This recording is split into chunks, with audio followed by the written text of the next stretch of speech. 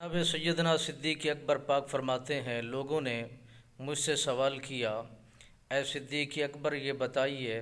کہ آقا نامدار صلی اللہ علیہ وسلم سرکار جو دعویٰ فرما رہے ہیں معراج کا، تو یہ کیسے ممکن ہے کہ ایک انسان ہو کر لامکانوں کا سفر کرے اور انسان ہو کر یہ زمین سے لامکانوں کی طرف تشریف لے جائے؟ آپ کا ذہن کیا اس بات کو مانتا ہے؟ آپ اس بات پر آمادہ ہیں یا اس بات کو تسلیم کرتے ہیں؟ جناب سیدنا صدیق اکبر پاک سرکار فرماتے ہیں کہ میں کیوں نہ مانوں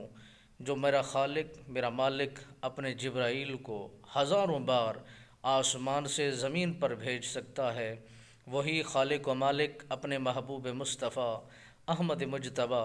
صلی اللہ علیہ وبارک وسلم سرکار کی ذات کو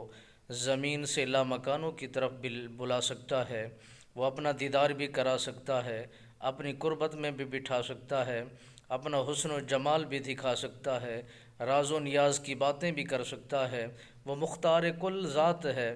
اور وہ خالق ہے، یہ مخلوق ہے، وہ بنانے والا ہے، یہ بننے والا ہے۔ وہ جو سید الملائکہ کو زمین میں کئی کئی مرتبہ اس کا آنا جانا ہوتا ہے، ہر نبی کے دور میں وہ آتا رہا، ہر نبی کے دور میں اس کا جانا بھی ہوا، آنا بھی ہوا،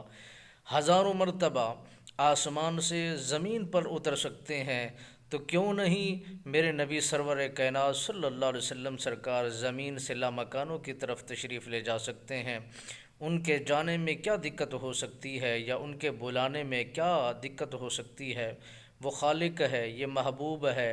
وہ رب ہے، یہ ان کا حبیب ہے، وہ اپنے محبوب کو بلا کر راز و نیاز کی باتیں فرما رہا ہے اور بات چیت کر رہا ہے۔